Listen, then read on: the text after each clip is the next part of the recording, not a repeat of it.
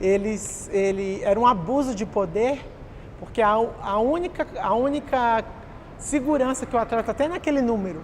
E se eles mudam o número sem o consentimento do atleta, não é uma coisa segura. Então é uma coisa que não deveria nem acontecer. Seria muito mais fácil se eu tivesse tomado e falado, olha gente, desculpa, eu tomei, eu fiz porque eu queria ganhar uma medalha, eu nunca ganhei uma medalha, mas não fiz. Era uma coisa muito clara, era uma coisa muito evidente da minha carreira de que eu fosse conquistar uma medalha pan-americana de ouro. Eu nunca precisei de nada para tomar, tanto que de vez em quando hoje, quando eu brinco ali na piscina que eu faço um tiro, eu faço um tempo muito próximo do meu melhor resultado. Então, vai explicar o quê? Esse é um modelo em fase de transição. Hoje, a tendência internacional nas melhores entidades de controle de dopagem do mundo são testes fora de competição, em número crescente. No caso dos Estados Unidos, 80% dos seus controles de dopagem feitos fora de competição. Então, cada vez menos em competição, cada vez mais fora de competição, cada vez mais em número seguido, né? Quanto maior o nível do atleta, mais ele passa por controle de dopagem. Um atleta medalhista de grande importância nesses países passa entre 20, 25, 30 controles num espaço de 12 meses. Então ele é permanentemente controlado. Isso significa para o atleta que ele sabe que para aquela competição onde ele vive há um grande controle, né? E se há um grande controle, significa eu estou indo para uma competição em que valerá o meu talento, a minha capacidade de treinamento, a minha torcida, a minha determinação de ganhar. É uma competição tão controlada que será muito difícil que alguém que abandona o talento, essas coisas todas, e recorre a uma outra forma que não seja lícita para vencer a competição, esse camarada tem dificuldade de entrar. O atleta de alto rendimento, ele se submete a um treinamento muito intenso. Então são quase 8 horas de treino por dia, né?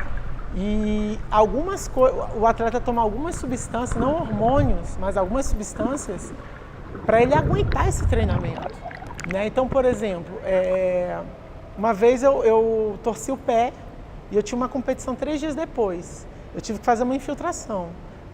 Mas uma infiltração ela é proibida, eu preciso de uma autorização da federação para fazer. Então, eu peguei essa autorização, fiz uma infiltração para poder estar competindo. Então, assim, eu lesionada, eu tive que tomar uma coisa, né, para poder competir. Então, assim, o que as pessoas não entendem é esse tipo de situação. É que o atleta, às vezes, ele é pego porque ele está tomando alguma coisa para ele suportar aquela carga, para ele, mesmo lesionado, ele não pode parar. Porque, você imagina, você está 4 anos treinando para uma Olimpíada. É um ciclo de 4 anos. São 4 anos de sacrifício, 4 anos abdicando aí de um monte de coisa. 2 semanas antes, você se lesiona. Aí o médico chega para você e fala assim, olha, a gente pode fazer esse procedimento aqui. É arriscado depois você ter uma lesão mais séria. Qual o atleta que 2 semanas antes de uma Olimpíada, você tendo uma autorização para fazer isso, ele não vai querer? Aquilo é a vida dele. Fala assim, cara, é a última competição da minha vida. Pode fazer.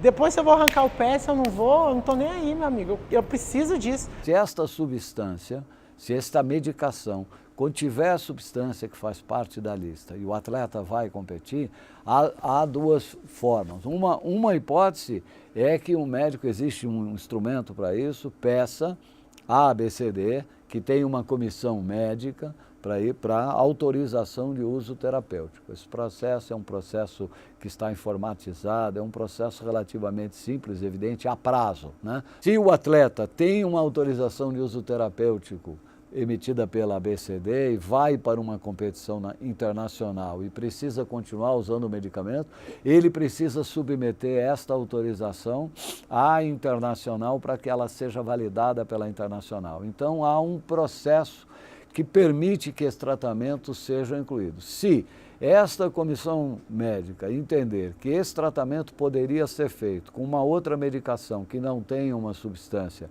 que tenha características de melhora de desempenho físico, ela vai negar esta autorização de uso terapêutico e recomendar que ele use a outra. Se o médico que cuida do atleta entende que o tratamento do atleta precisa ser com aquela substância, ele vai fazer com aquela medicação, ele fará com aquela medicação, mas aí o atleta não poderá competir sob o risco de ser apanhado num controle de dopagem. Nós temos um website que eu recomendo, www.abcd.gov.br,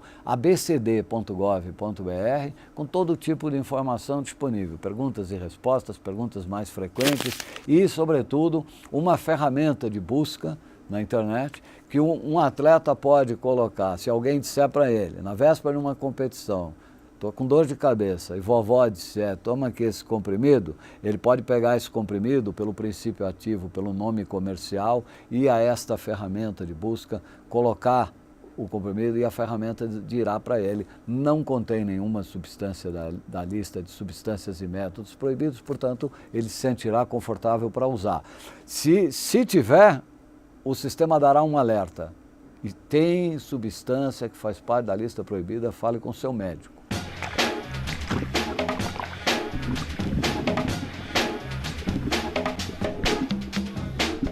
Há atleta que fica feliz de ir aos jogos, né? Há atleta que, se não ganhar ouro, quer morrer. O que as pessoas não entendem, né? Porque assim, fulano só ganhou porque tomou bomba. Não é isso.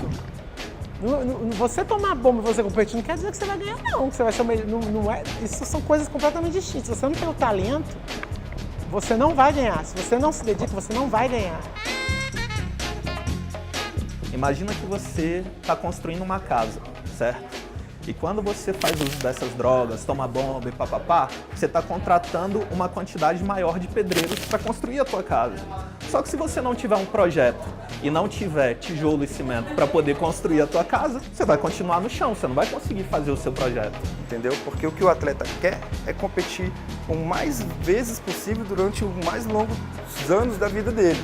Então, se ele sabe que ele fizer o mau uso, né, o uso indiscriminado, sem orientação médica, ele não vai conseguir realizar o sonho dele de chegar na Olimpíada, porque ele precisa de 10 anos para chegar, né? Mais do que a punição é você ter políticas preventivas, né? Controle. Saber que isso tem um controle social sólido, que qualquer um pode... Se o cara achar que é pouco possível ou provável que ele caia na malha do doping, do antidoping, essa prática acaba sendo estimulada. Indiretamente Ganhar uma medalha é um feito espetacular sempre para os nossos atletas, e nos Jogos Olímpicos ou Paralímpicos disputados aqui no solo brasileiro, isso é extraordinário. Perder esta medalha 2 dias depois por um caso de dopagem, por ter sido uma fraude, é de grande vergonha para o país.